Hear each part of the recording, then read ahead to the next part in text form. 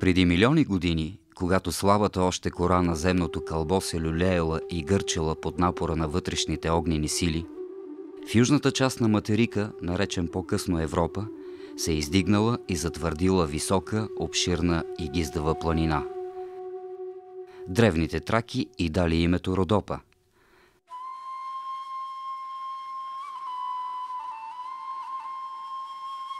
Таинствена и загадъчна планина, и същевременно достъпна и гостоприемна.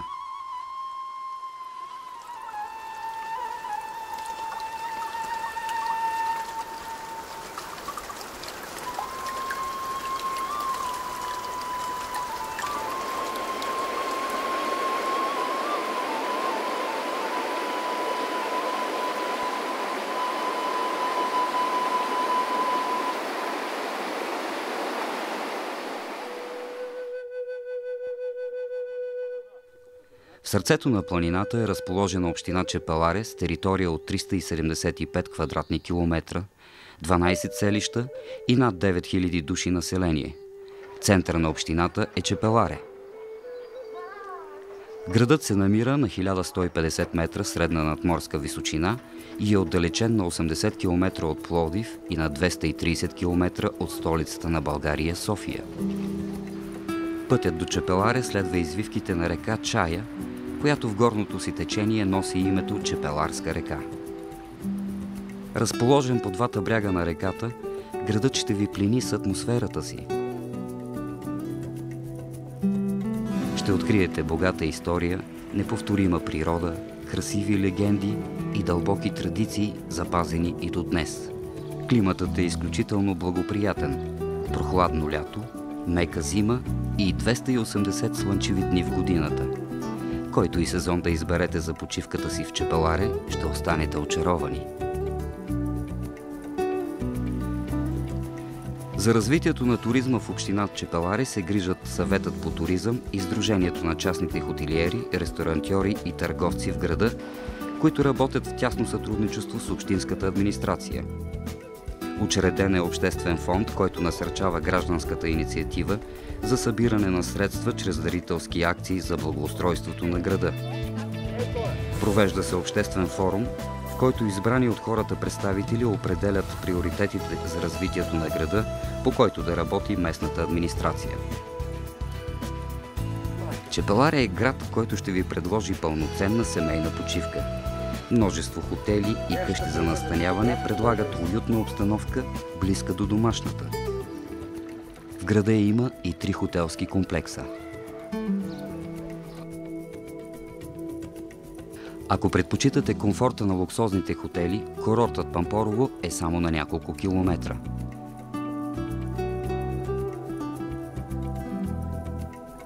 Чудесни битови условия ще намерите и в малките хотели на близките села. Гостоприемните домакини ще ви приемат и настанят, ще ви приготвят типично родопски ястия и дори може да издадат тайните на своите рецепти. Може и вие да опитате да завиете малки колкото хапки сърми с оризова плънка, към която са добавени специфични за района подправки.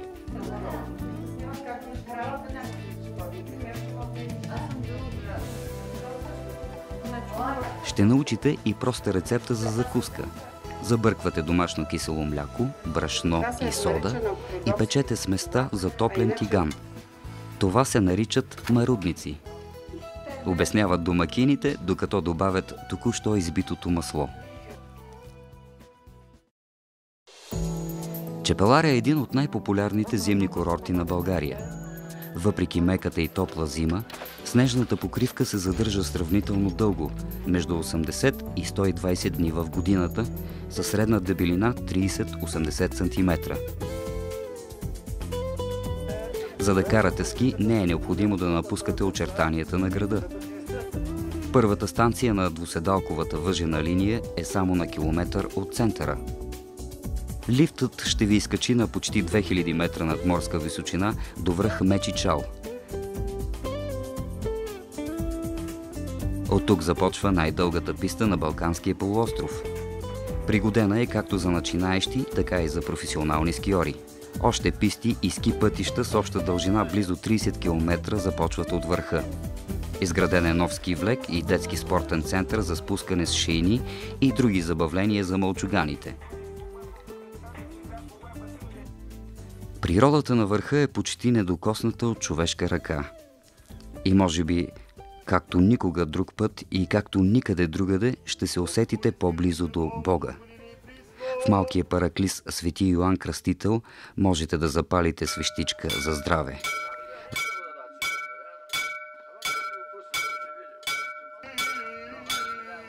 В деня на светеца, 7 януари, православният храм се посещава от млади и стари жители на Чепеларе и от много гости.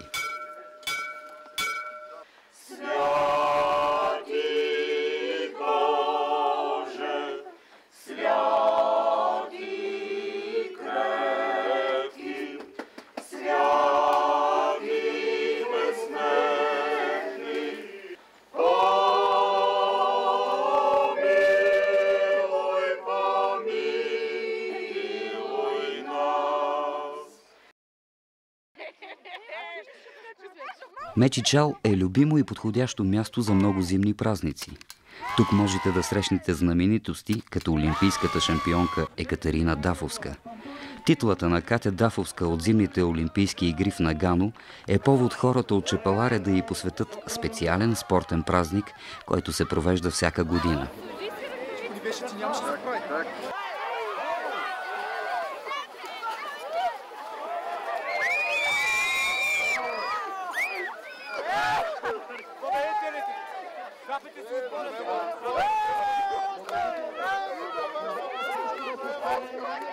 Оспорвани състезания ежегодно закриват зимния туристически сезон. Празниците по традиция завършват с скиорско хоро на върха.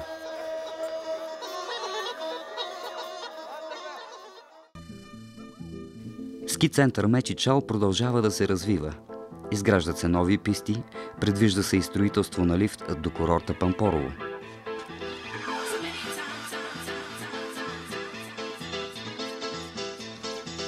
С ските и ски спортът е свързан животът на по-голямата част от жителите на Чепеларе. Тук се намира единствената в България фабрика за ски и сноуборд, която е най-големият работодател в общината.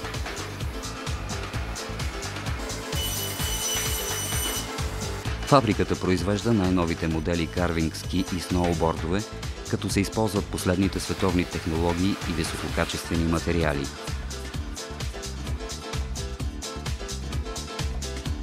Експортът е насочен към 3 континента – Европа, Азия и Северна Америка, където марката Орион е добре позната.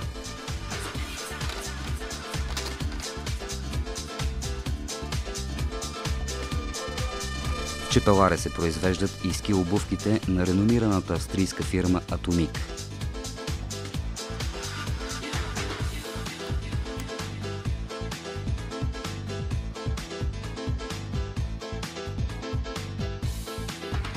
Ако сте любопитни как са изглеждали ските в миналото, можете да посетите уникалния музей на ски спорта.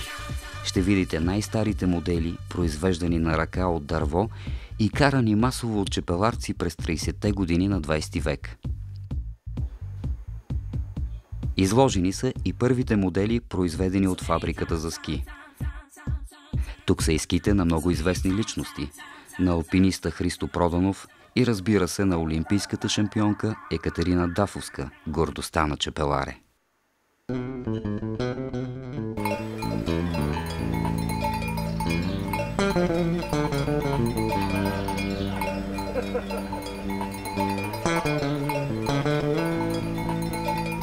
Горите заемат 75% от територията на община Чепеларе. Горският фонд е изцяло частен, а стопанисването му се извършва от горовладелски кооперации. Най-голямата кооперация Гора обединява близо 2000 частни собственици. Възстановяването на горите даде възможност да се възродят дърводобива и дървопреработващите предприятия, осигуряващи поминък на населението още от миналото.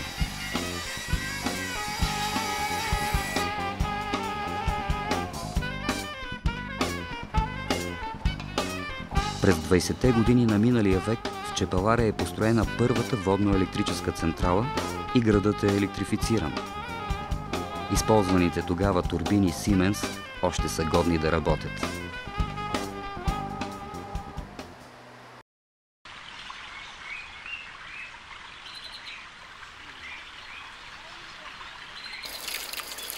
Ако търсите тишина, спокойствие и прохлада в летните горещини, това е времето, в което можете да преоткриете неповторимата природа и богатата история на този край, разказвана от хората. На територията на общината има 14 действащи православни храма и 72 параклиса.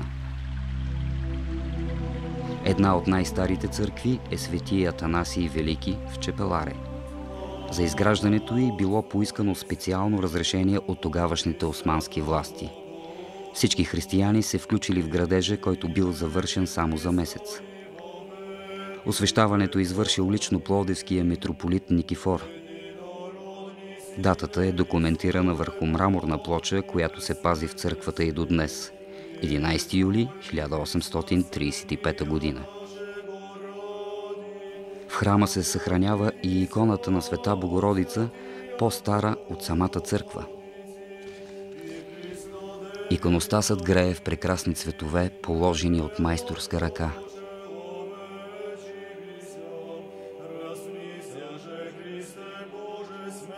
Неизвестен зоограф пресъздава библейски сцени в изящни стенописи.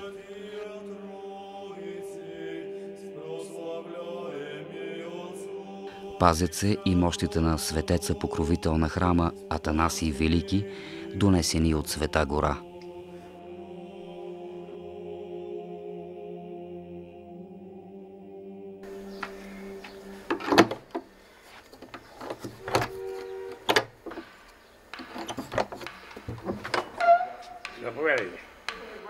Неизвестни майстори от Възраждането са оставили своя почерк в зоографията и иконното богатство на църквата Свети пророк Илия в село Хвойна.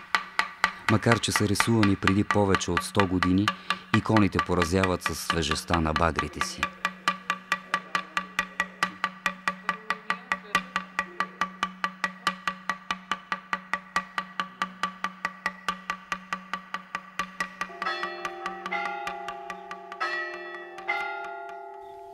Камбанен звън ще ви посрещне в съседното село Павелско. Църквата Свето Възнесение е построена през 1834 година само за 40 дни. На върха на 17-метровата камбанария, построена по-късно, е разположена благозвучна камбана, огласяща цялата околност. Църквата е обявена за паметник на културата.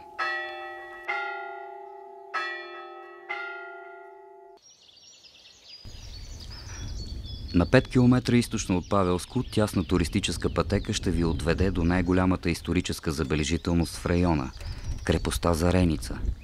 Според археолозите, тя е построена от траките между 4 и 1 век преди Христа. Тук даже вятърът ще ви нашепва легенди за хубавицата Зарена, която се хвърлила в пропаста от мъка по изгубения си любим.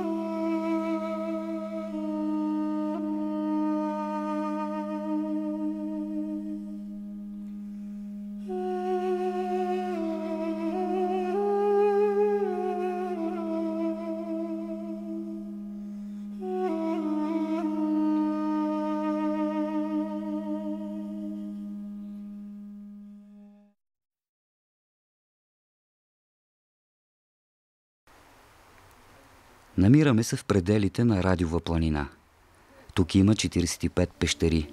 Най-голямата е известна с името Челевешницата.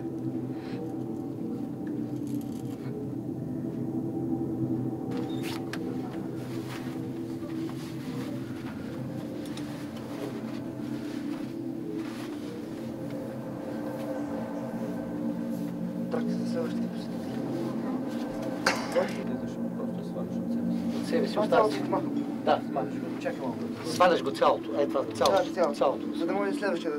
Да, да може да закачим следващия.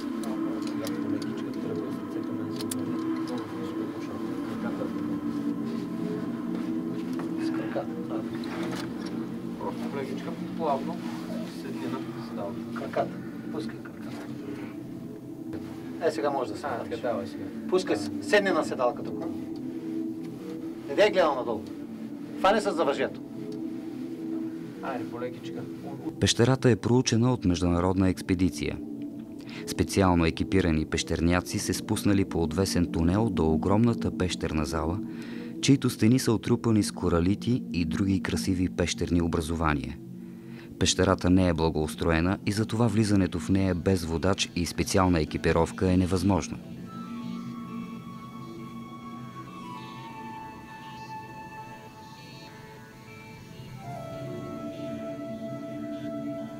Връщаме се отново в Чепеларе, за да посетим единствения в България музей на родопския карст. Уникалната сбирка е създадена през 1980 година. Изключително богата е колекцията от скали, минерали и пещерни образования. Ще видите уникални пещерни бисери, които се срещат изключително рядко.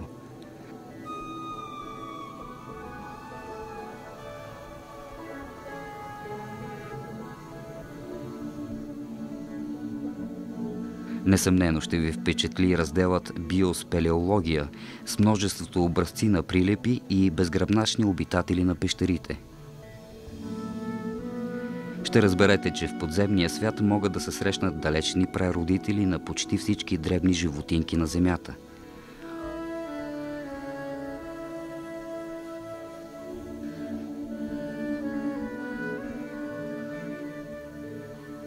Уникални са и находките на праисторически животни.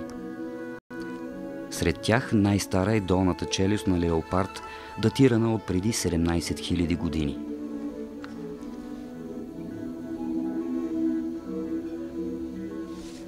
Кости на огромни пещерни мечки, живели в края на ледниковата епоха, и зъби на носорог допълват експозицията.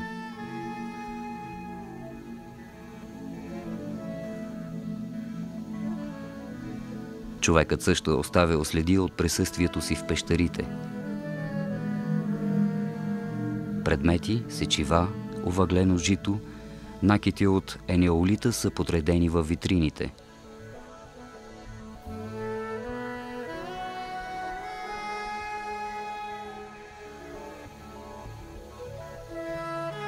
Тук можете да останете с часове, изучавайки и наслаждавайки се на чудния пещерен свят.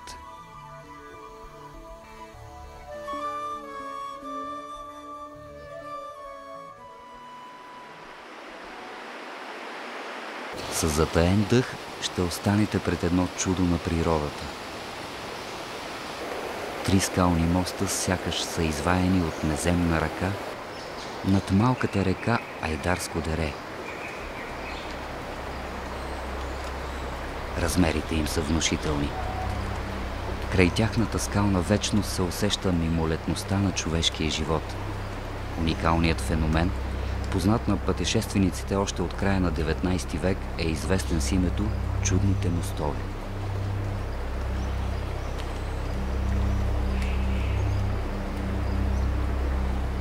До природната забележителност се стига с автомобил, а от тук можете да продължите и пеша по маршрута, следващ билото на планината към село Орехово. Ще минете покрай Костен камък.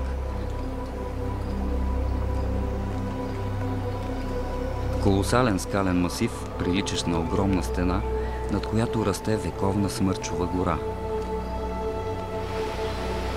В околностите на Орехово можете да посетите и изкрящия водопад Скакалото.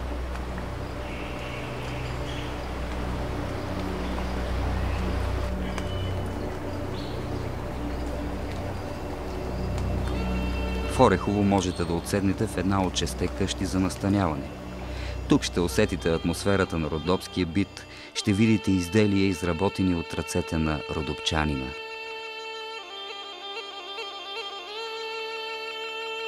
Сръчните ръце на майсторките такачки все още създават красиви вълнени пана с вплетени в тях фолклорни мотиви.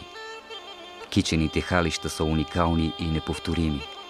В тях родопчанката от векове втъкава своята душа в багри, цветове и форми.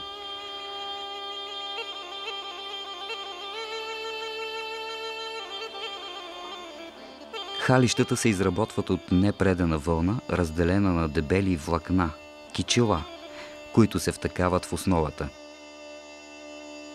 Технологията се пази от векове и се предава от майка на дъщеря.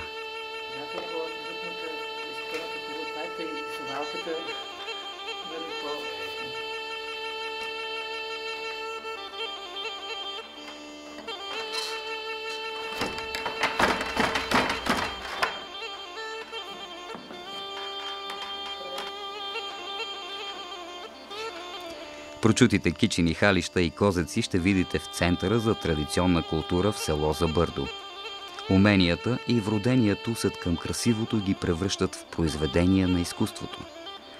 Козеците са характерни за Забърдо. Цветовете в тях са предимно червено, синьо, жълто. Излъчват топлина и спокойствие, а други усещане за огън и искри.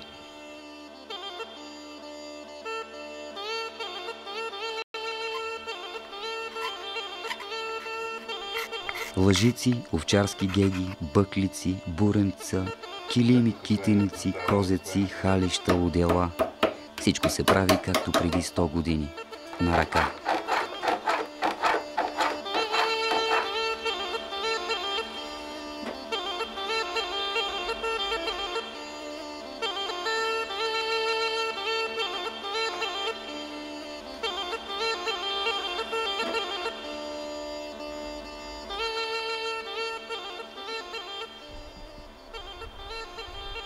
На по-малко от километър от главния път сякаш попадате в друг свят. Несравними с нищо спокойствие и уют ви очакват в малкото село Проглед. Тук господства хармония между човека и природата. Мирисът на цветята, залезът на слънцето, песента на щурците са истинска наслада за сетивата. Закон в планината е пътник да не се оставя да замръкне гладен и без подслон. В което и селце да решите да пренощувате, в която и къща да почукате, ще ви приютят и посрещнат като скъп гост. За радопчанката готвенето е изкуство, а вкусовите качества на приготвените ястия са ненадминати. Традиционни са питата с мед и марудниците с боровинково сладко. Непременно трябва да опитате местните специалитети баница с ориз, клин и пататникът, приготвен от ситно стъргани картофи. Сред всички ястия безспорен господар е прочутото родопско чевърме. Приготвянето му е ритуал и трае цял ден. На него можете да присъствате рядко, но изживяването е неповторимо.